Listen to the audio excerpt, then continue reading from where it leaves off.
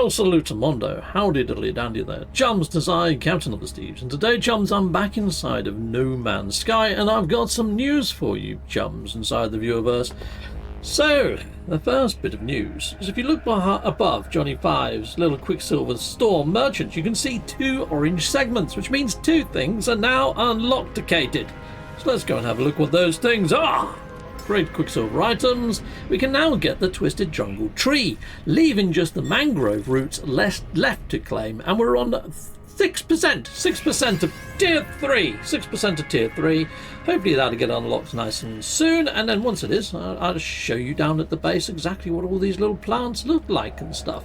But anyways, I've got some more news for you people, so I need to jump on over to the Tinterwebs for this. Let's jump on over.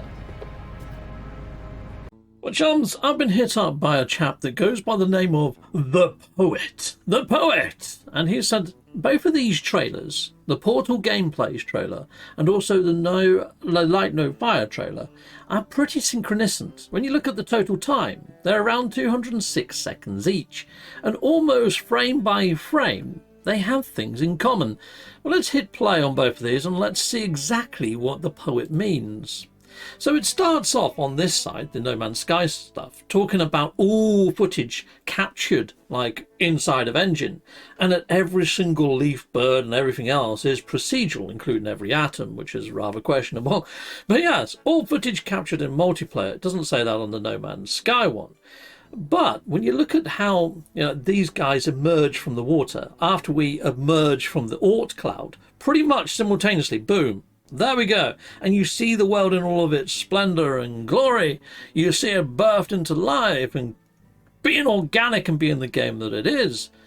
You can see some resource gathering going over on this side, base building that side, but not so much that happening on the other. But you do see the glory and the magnificence of the worlds that are being showcased. And you get to see a little bit of combat, and you see a Sentinel Walker on one screen and the other. Then they both take off, they take flight, and they're flying over either the landscape or the actual solar system, showing off the actual exploration in both of these trailers. So I do see a lot of the similarities that the Poet is pointing out that we should be noticing in both of these trailers.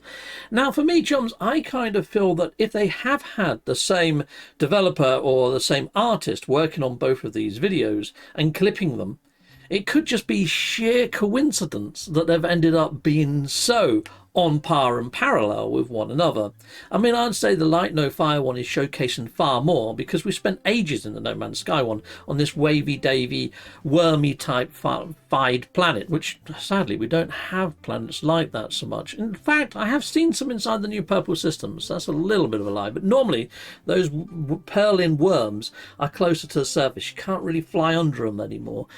Unless you found a planet like that, hit me up, let me know. But then they both end pretty much at the same sort of thing, with the lovely little titles, and I do see the similarities. So I want to say a massive, great big thank you to the Poet, but not only once. I'm going to be thanking the Poet twice, because the Poet has done a deep dive into all of the lore and into everything that is No Man's Sky. And the Poet has actually been keeping some sort of traveller's log that he calls his grimoire, that he wishes to share with not just me, but all of my viewers. It says, there we go, have it. I'm going to be putting a link to this inside of the video description. Be sure to go and check it out. So he's hosted it over on Xanadu. Let me come off of this for a second and show you this in all of its glory, because this is pretty impressive. Now, it's a PDF. You can download this, but look at the size of the scroll bar.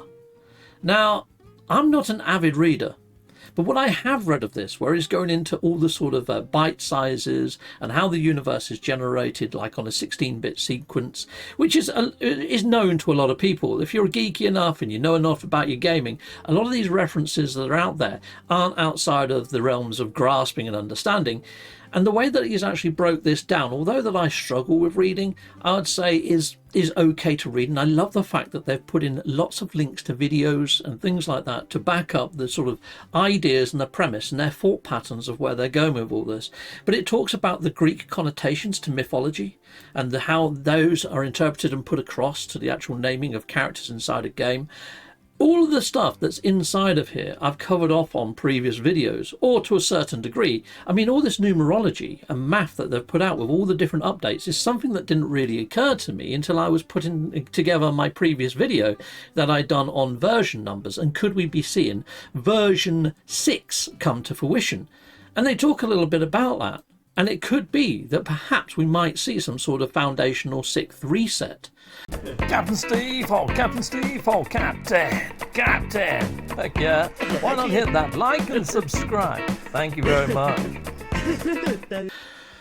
Kind of makes you wonder. So anyway, there's a lot to digest inside of here. I strongly suggest coming over, well, hitting the link inside the video description, taking a look at this and seeing if there's anything that you can take away from it. But like I say, look at the size of this scroll bar. Look at it. Look at that. There is so much that's gone into this, and it's not just for like people that have been playing for ages, it's for everyone. It really is quite something. Now, I would say that it does contain a couple of spoilers inside of here, so if you haven't got all the way to the end, you might want to hold on. In fact, once you've completed the game, why not treat yourself to this, a little read through of this, to understand the No Man's Sky lore, just in case you've missed something along the way, because this covers frickin' everything, people. So there we go. It's a nice little traveller's log and compendium. I mean, I'm half tempted to print the dang thing out, you know, and have it as something that I can read when I go travelling or out on the go. Because to be honest, sitting in front of a computer screen and reading isn't really where I excel. I like to read in bite-sized chunks, maybe for about half an hour tops, and then put it down. I prefer to have a physical thing, and if I need to, put a ruler on it, or even highlight it with a pen so I know where I've got to. Because I'm not the best at reading. I have to double read things sometimes to fully digest and understand them. It's just the way my brain's geared. But anyway, people, I'm hoping that you go and hit that up and take a look-see. Have I got any other news for you around an update? Kind of. So you may have noticed that I put a video live earlier today. If you haven't seen it, I'll put a link up there. I'll put the thumbnail just there. That was an actual sponsored ad video by Hello Games. They contacted a third party who reached out to me and said, Captain Steve, would you like to make this video for Hello Games? And I said, yes. And they came back with a remit and said, this is the sort of thing that they're after. And to be honest, there was no guardrails. They said, just make a video that's 10 minutes long, that showcases how Hello Games or No Man's Sky has evolved over the time that you've been covering the game, and free reign. You know, if you've got good and bad to say, go at it. Just don't be super critical in a way that may cause an offence. That was the only real remit. Boom, done a lovely video. Now, I don't think I'm alone in this. Normally when Hello Games does something like this, and they reach out to a third party to reach out to content creators, it's a multitude of content creators that get hit up. So I'd imagine there's going to be all sorts of videos that you're going to see ad, and a hashtag ad, and also a click to action appearing inside of the actual video description. One of the other remits of this is I'm not allowed to put another video live for 24 hours. So you're probably going to see this video now on Wednesday. So yeah, so anyway, what I was getting at is all the content creators have probably been putting out these videos, and it makes me feel, because we're driving up a little bit of interest and a little bit of hype around No Man's Sky, perhaps there might be an update closer than what I originally envisaged. I mean, after it didn't drop at the start of the month, around the anniversary, people were hitting me up and saying, look, it's the holiday season. A lot of kids are off school, and a lot of developers at Hello Games probably have kids. They're probably on their summer jaunts, and that's probably why we haven't seen the update. You know what? That makes the most logical sense when you think about it. So I'm thinking we might see the update drop maybe a week after the kids return back to school here in the UK, which would be like the first or second week of September, depending on school. So I think we might have a little bit longer to wait, but I'm thinking Hello Games could put out quite a groovy Halloween-inspired update. They have done before in September's. Desolation, the one with all the derelict freighters that you can traverse upon, that was a September release. So I'm wondering whether Hello Games might get all the updates that they have currently sitting there, if they do have some. I mean, I'm assuming here. But then put something out to do with the Void Mother, the Void Realm, the Realm of Glass, give functionality to the man spider that we got up inside of the spatial anomaly. I think it could all come to fruition. I think it could all come to fruition in September. And I'm actually really excited. Excited! Slightly anxious due to the Beacons update and the state that the Beacons update was in. But I'm thinking Beacons might have just been something that they put out quickly for the Nintendo Switch 2 players, because all of those that were on Nintendo Switch probably would have upgraded to a Switch 2, and settlements would have been something that they hadn't had before on the Switch 1. So Hello Games just gave something that everyone can enjoy to an extent, but it was mainly for the Switch 2 players. That's my thoughts and feelings. Sound off in the comments. Let me know what you think, people inside the Viewerverse. In fact, I've done a couple of polls. Let's see what you guys do think, anyway, around some of this. So, chums, I've got 2 polls. Let me just jump on off the screen a little, and let's zoom in a little more. A little less. Right, with Hello Games stating that the update will be staggered through the year, rather than a large update for No Man's Sky, like they used to, why do you feel there is a longer pause in this time? And I think what people have pointed out to me with the school holidays and breaks makes the most sense, to be fair. Light No Fire is their priority is another one that's rung out, 71%. But then other people feel that they might be doing more bug testing, or maybe they're holding off to do a big update. But 71% just feel that Light No Fire has become their top priority. Scrolling up a bit, so I asked this question. The next update for No Man's Sky could be 5.80, something maybe just an expedition quality of life stuff. But I thought if they would have put that out, it probably would come out before the end of the summer holidays. So those off on the summer holidays, kids mainly, could enjoy an expedition on the Switch 2 and all other platforms for that matter. It's just that Switch 2, they haven't actually had an expedition yet, have they? So I thought if there was to be an August update, maybe it might be quality of life a little bit smaller with an expedition. If that doesn't happen within the next week or so, I don't think it's going to happen. And I think then they might jump to version 6.0. Update 5.0 was Worlds Part 1. Update 5.5 was Worlds Part 2. If it is version 6, I think it could be as big as those 2 updates. If, however, it's version 5.80, it could just be quality of life and expedition. What do you think is most likely? Well, most likely is this one. We've got 39%. 6.0 this year needs to hit a little harder for hype. I agree. Yeah, but almost 40% of the voting audience has gone with that. 23% has gone with 6.0 as well, because it could have an expedition with it, at least they hope.